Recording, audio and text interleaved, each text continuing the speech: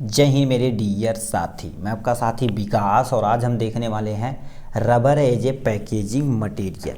आपको बता देना चाहते हैं यदि स्टार्टिंग से नहीं देखे होंगे पैकेजिंग मटेरियल वाला वीडियो तब स्टार्टिंग से देखिएगा, क्योंकि हमारे पीसीआई के सिलेबस के अकॉर्डिंग हमारे अंदर यानी पैकेजिंग मटेरियल के अंदर glass as a packaging material, plastic as a packaging material और मेटल, उसके बाद लास्ट में रबर है। तो इस वीडियो में हम रबर को पूरा डिटेल में कवर करने वाले हैं। ठीक है, पीसीआई के अकॉर्डिंग देखा जाए तो ये चैप्टर नंबर 2 का सबसे लास्ट पोर्शन है। ग्लास हम देख चुके हैं, प्लास्टिक देख चुके हैं, मेटल भी देख चुके हैं।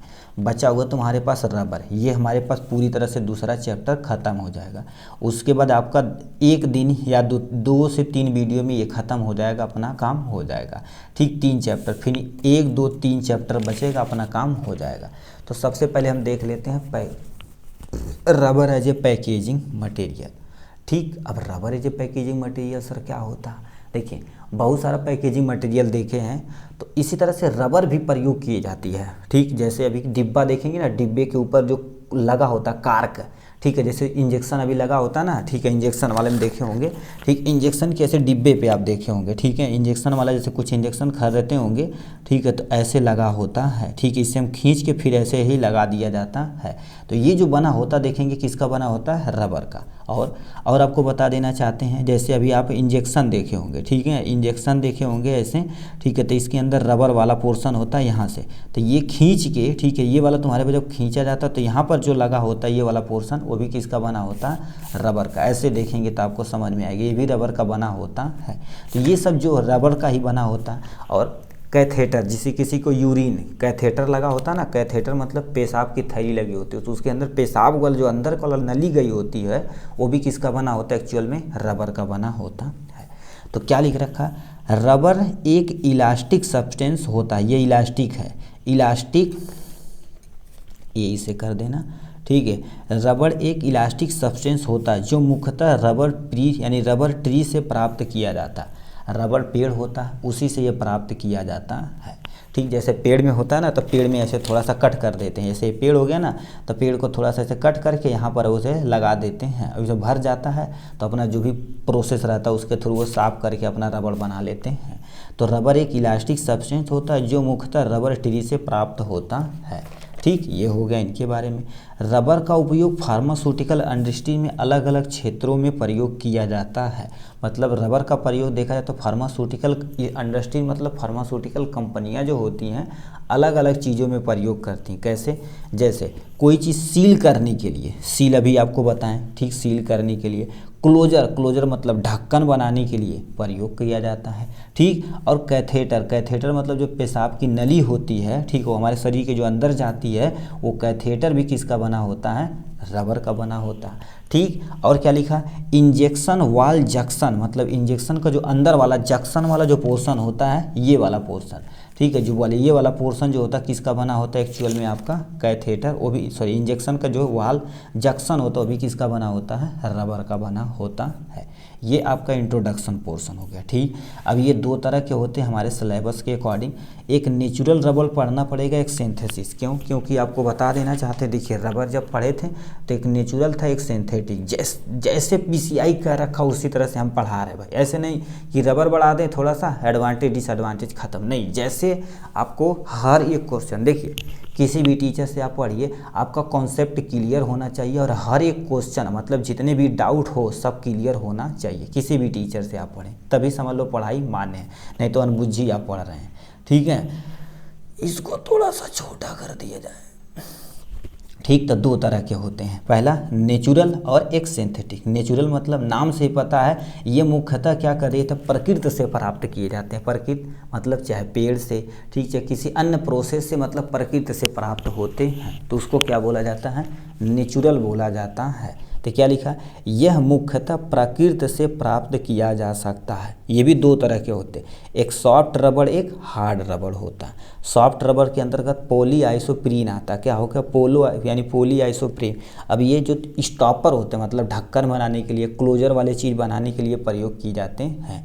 ठीक, अब हार्ड रबर क्या होता है, ये तुम्हारे पास क्या होता है, स्टीरीन ब्यूटाडीन होता है और स्कीट बॉन्ड, ये सब जो तुम्हारे पास बना होता है सब किसका बना होता है, हार्ड रबर का बना होता है।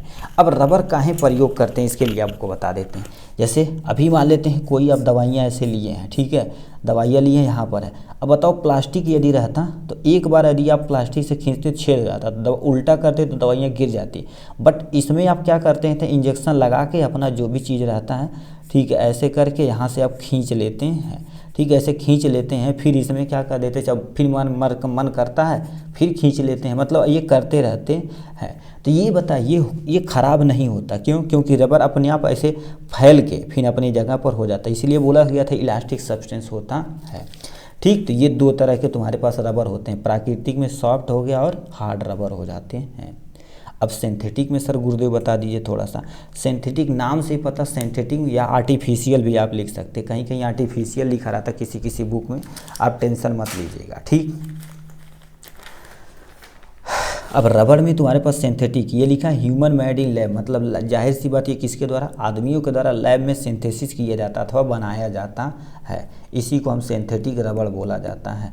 इसमें एग्जाम्पल में क्या आ जाते हैं, नियोप्रीन आ जाते हैं। नियोप्रीन क्या होते हैं, एक अच्छी क्वालिटी का होता है रबर जो हाई टेम्परेचर को भी झेल सकता है, तो ये लिखा ये है हाई टेम्परेचर पर स्थित, मतलब झेल सकता है।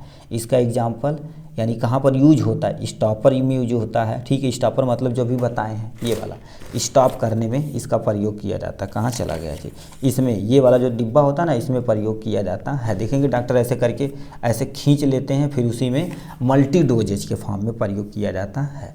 सिलिकॉन रबर, ठीक है, सिलिकॉन रबर ये सिंथेटिक का टाइप है, कैथेटर बनाने में इसी का प्रयोग किया जाता है। रिस्पायरेटरी इक्विपमेंट बनाने में, जैसे किसी किसी को सांस लेने में तकलीफ होती है तो देखेंगे नाक के थ्रू पाइप डाल देते हैं, ठीक। अब खाना भी उसी से खिलाया जाता है, ऑक्सीजन वगैरह सारा जो होता है वो किसका बनता है, सिलिकॉन रबर का बना होता है, वो भी सिंथेटिक होता है।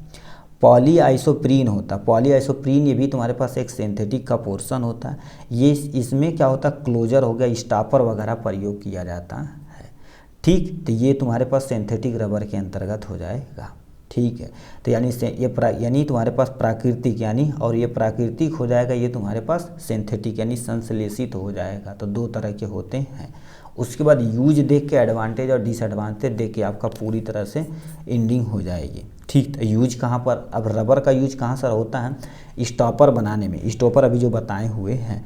मल्टी डोजेज वायल बनाने में, मल्टी डोजेज वायल क्या होती है, ऐसे वायल जो बार बार आप इंजेक्शन के द्वारा प्रयोग की जाती है। जैसे मान लेते हैं आप कोई, ठीक है, ले लिए, जैसे मान लेते हैं अभी गांव में आपके देखेंगे 100 ml का कोई वायल है, ठीक है, 100 ml की कोई वायल है।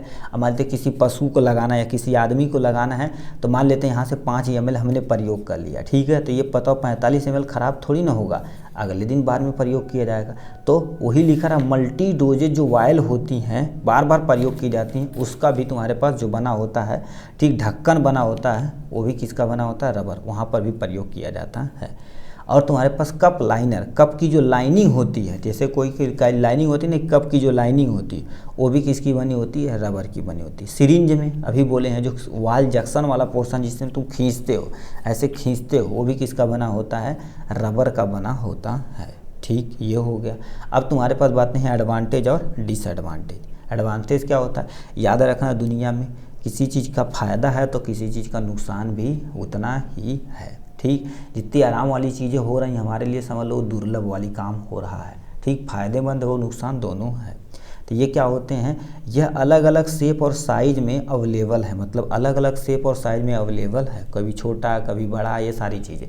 अब ये ना होता, तुम सोचो अभी गैस चूल्हे पे जो खाना बनाते हैं कुकर में, ठीक। अब तुम सोचो कितना हाई प्रेशर को झेल लेता है। और आपके जितने भी तुम्हारे पास हॉस्पिटल में ऑटोक्लेव होते हैं, ऑटोक्लेव क्या होता है, जिसमें स्टरलाइजेशन प्रोसेस किया जाता है, इक्विपमेंट को पकाया जाता है, तो उसमें देखूँगा हाई क्वालिटी का रबड़ होता है जो ख़राब होने पे कईयों साल तक चलता है, मतलब ख़राब भी नहीं होता है।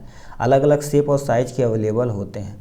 यूज करना इन्हें क्या होता है, आसान होता है, मतलब अन्य पैकेजिंग की तुलना में देखा जाए तो ये आसान होता है। अभी कुकर में आज ऐसे निकाल दिए, धुल लिए, फिर अगले दिन चढ़ा फिर प्रयोग कर लिए, कोई टेंशन नहीं। प्रिवेंट डाइल्यूट मटेरियल, ये डाइल्यूट मटेरियल को प्रिवेंट करता है। प्रिवेंट मतलब बचाने का काम करता है। जैसे अब ये हो गया, अब ये निकाल लोगे ना, फिर इसे तुम उल्टा करोगे तब देखेंगे दवाइयाँ नहीं गिरती। क्यों? क्योंकि इलास्टिक नेचर की होती है ना, ऐसे थोड़ा सा फैल जाती है फिर अपने स्थान पर हो जाती है। तो वही लिख रखा है dilute, prevent dilute material, dilute material को ये प्रिवेंट करते हैं। ये सब फायदा है। अब फायदा है तो भैया कुछ ना कुछ नुकसान है। कभी कभी यह है समय के साथ ख़राब हो जाते हैं। कभी कभी ये क्या हो जाते हैं, समय के साथ ख़राब हो जाते हैं। जैसे आप केमिकल प्रयोग किए, अब सही से नहीं धुले, लैब में देखेंगे तो ख़राब हो जाता है। यह पदार्थ का गंध बदल देता है। कभी कभी ये क्या हो जाता है, अपने आप के स्मेल का बदल लेता है और जो उसका पदार्थ होता है वो धीरे धीरे उसको गंधित कर देता है, गंधा कर देता है, जिससे सुगंध में ख़राब हो जाता है। ठीक। और ये कभी कभी ऑक्सीडाइज हो जाता है। ऑक्सीडाइज मतलब ऑक्सीजन के साथ अभिक्रिया करके उसका कलर, ठीक है, या दिखावट या तुम्हारे पास स्वाद में कभी कभी परिवर्तन हो जाता है। ठीक, जिससे दिक्कतें हो सकती हैं।